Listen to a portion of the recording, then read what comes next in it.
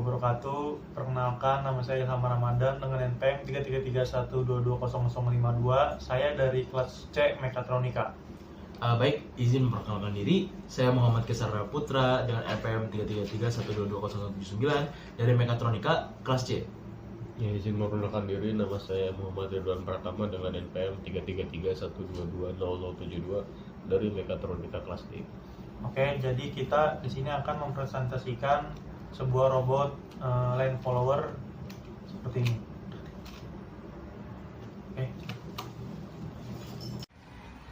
Oke, izin melanjutkan dari intro yang sebelumnya. Sekarang kita masuk ke bagian komponen-komponen dari robot land follower. Kita mulai dari komponen yang besar-besar dulu. Yang pertama kita punya chassis. Ini chassis sebagai rangka utama dari sang robot, di mana fungsinya adalah untuk menopang komponen-komponen lain dari robot. Oke, next kita punya Arduino Uno R3. Ini adalah sebagai microcontroller atau otak dari sistem robotika ini. Jadi ini adalah tempat semua diprosesnya data, mulai dari sensor, motor, dan juga LCD. Oke, next kita punya sensor infrared TC-RT5000. Ini komponen untuk mendeteksi dari cahaya, mendeteksi garis yang ada di permukaan, yang mana apabila garis terdeteksi akan mengirim sinyal ke Arduino. Nah, selanjutnya kita punya motor driver L298N. Ini fungsinya adalah untuk mengontrol motor DC berdasarkan sinyal Arduino. Jadi sinyal yang didapat dari sensor akan masuk ke Arduino, lalu diteruskan ke motor driver untuk ke komponen ini, motor DC. Oke, selanjutnya kita punya baterai lithium ion 3,7 volt. Kita punya dua baterai supaya tahan lama. Di sini baterai sebagai sumber daya atau power source dari robot ini. Next kita punya motor DC 6 volt yang dilengkapi dengan gearbox. Kalau tadi kita punya motor driver, kita sekarang ada motornya. Jadi motor ini bergerak atas berada dari sensor, Arduino, motor driver, motor DC. Oke, next kita punya roda. Roda ini sebagai penggerak utama. Roda ini tersambung ke motor. Jadi apabila motor mendapatkan sinyal dari motor driver, ini akan menggerakkan gearbox di dalamnya, yang tentu menggerakkan roda dari robot supaya robot bisa bergerak. Oke, next kita ada breadboard. Breadboard ini fungsinya untuk merangkai kabel dan komponen elektronik. Jadi di robot ini kita full plug and play, tidak ada solder menyolder.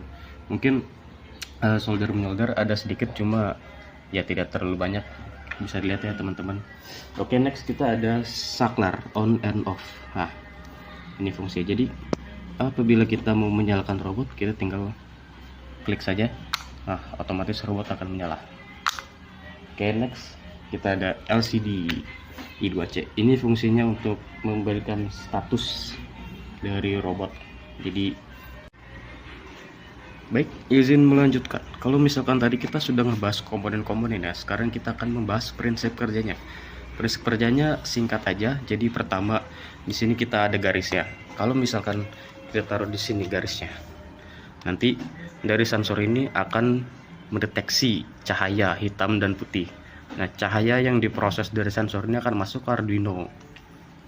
Data pembacaan, hasil pembacaan dari sensor akan masuk ke Arduino dan diteruskan ke motor driver. Motor driver akan melanjutkan sinyal ke motor DC untuk menggerakkan motornya sesuai.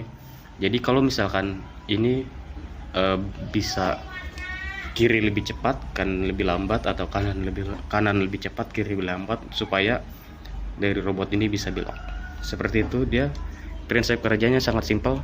Tentu saja di sini ada baterai sebagai sumber daya utama. Kalau nggak ada baterai, ini robot nggak bisa nyala. Simpel aja ya prinsip kerjanya. Kita langsung masuk ke demonstrasi. Baik, izin melanjutkan. Kita tadi sudah melewati proses fungsi komponen-komponen dan juga prinsip kerja. Sekarang kita langsung saja masuk ke demonstrasi alat ya. Jadi di sini kita pastikan lintasan dengan sensor itu lebarnya kurang lebih sama. Oke, langsung aja kita switch on.